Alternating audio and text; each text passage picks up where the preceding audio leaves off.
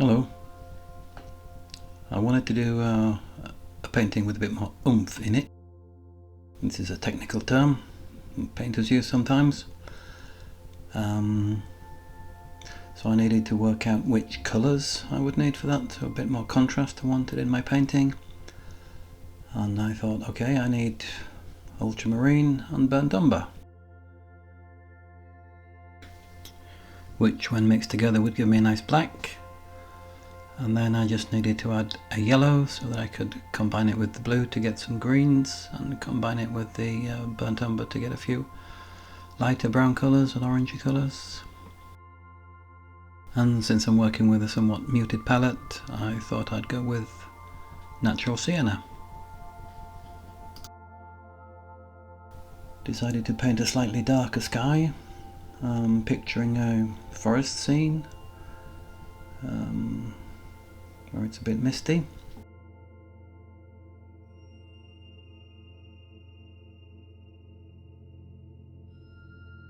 To get the right feel for the trees, you need to concentrate very closely on how damp the paper is.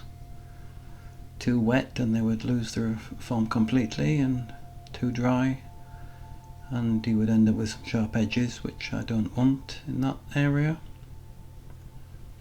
So it's a case of checking the paper. Didn't like that sloping edge, so I just dropped in an extra little tree there.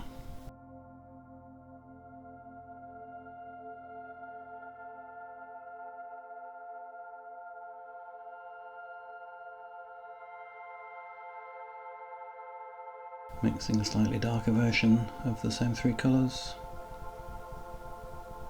Checking on that spare bit of paper there.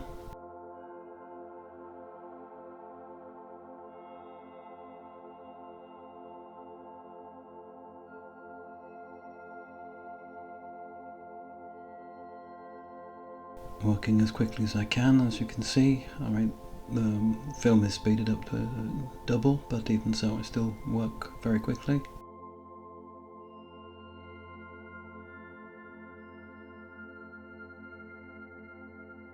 And leaving a gap between the trees as a sort of path into the picture and into the forest.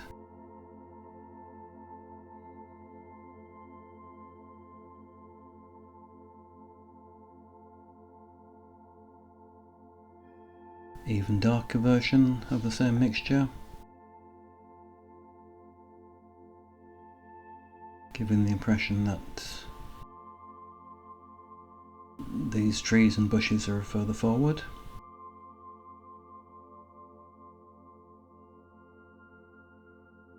I wanted specifically to use ultramarine because it has granulating properties, which you can see very nicely on the bunch of trees on the left. I'm not too happy with it in the sky, to be honest, and I suppose I could have used a different blue there, but I just decided to stick with the three colours.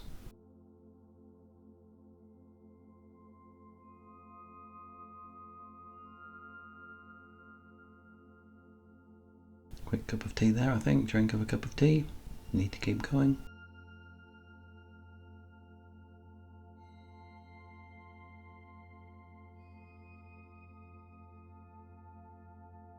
Another quick drink of tea, apparently. And again, mixing variations on the colour. Checking the density of the colour. Needs to be, again, even darker.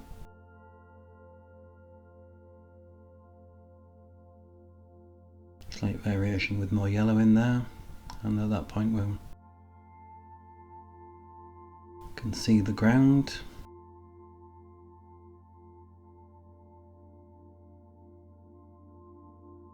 It's always a little bit of a challenge to compose the picture on the fly, as I'm doing here.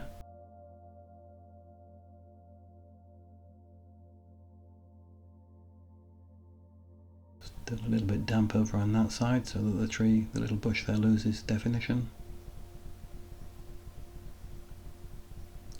and laying the bristle brush flat as I can in areas to take advantage of the structure in the paper. The paper is Fabriano Artistico, as I wrote, with a rough finish, which allows the brush to glide across the paper and break up, as you can see there.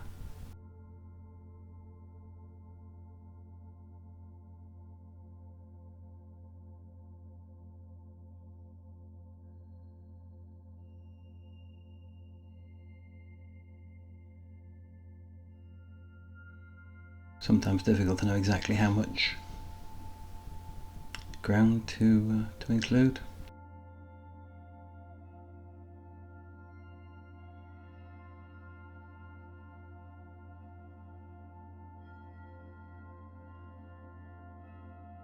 And then painting the foliage on that, I knew I wanted to keep it fairly light and transparent, so I was quick to paint it before the trunk had dried, so that the two colours blended together. Feeling like it was just a little bit too small there, so increasing the size.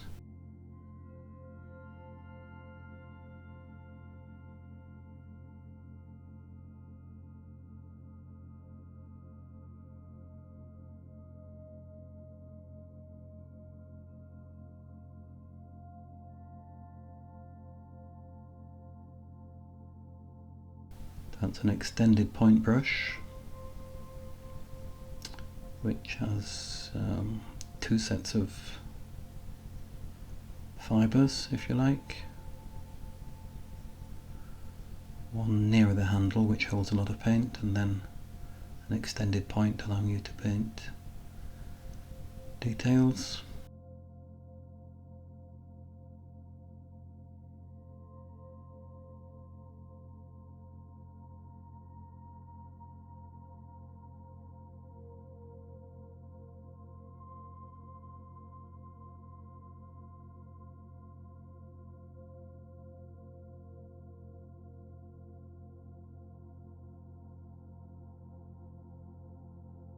You can see now on the trees on the right hand side how the ultramarine and the umber create texture all by themselves.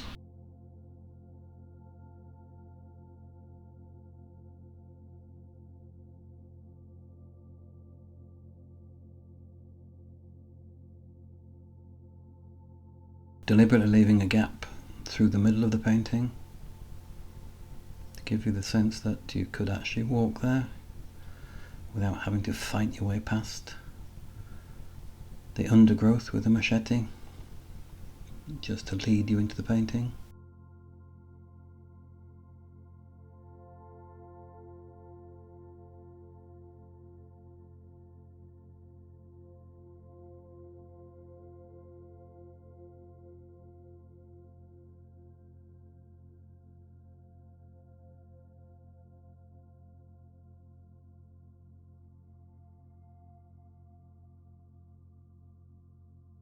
That's a rigger brush.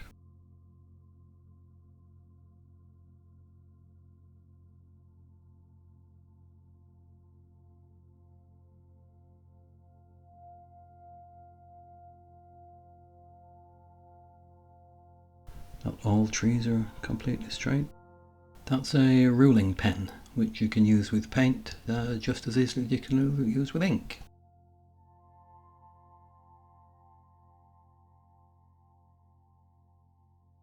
If you've never seen one or used one, as you can see, it's two. The nib is created by two preformed bits of metal, which you can, the dial on the top there allows you to increase or decrease the width, which allows you to paint thicker or thinner lines depending on how wide you set the nib. In this instance, I find it very useful to paint the twigs furthest out on the tree, and you can see there how you fill it up. Just take a bit of paint with the brush and fill the space between the 2 points.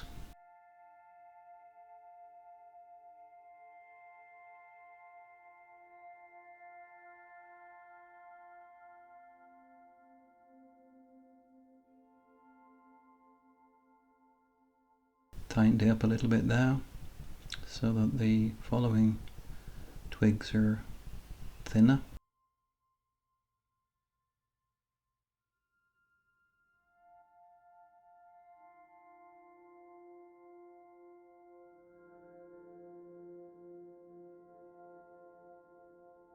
There was a slight blob that landed on the white of the sky there. I considered trying to paint a branch through it, but decided it was too blob-like, so just wet it with a bristle brush and dabbed it out there.